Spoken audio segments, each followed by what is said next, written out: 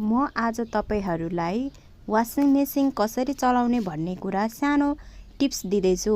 सुरुमा चाहिँ यो 3 सेकेन्ड भनेर यहाँ लेखेको छ, त्यो दबाउनु पर्छ 3 सेकेन्ड, अनि अटोमेटिक अन हुन्छ।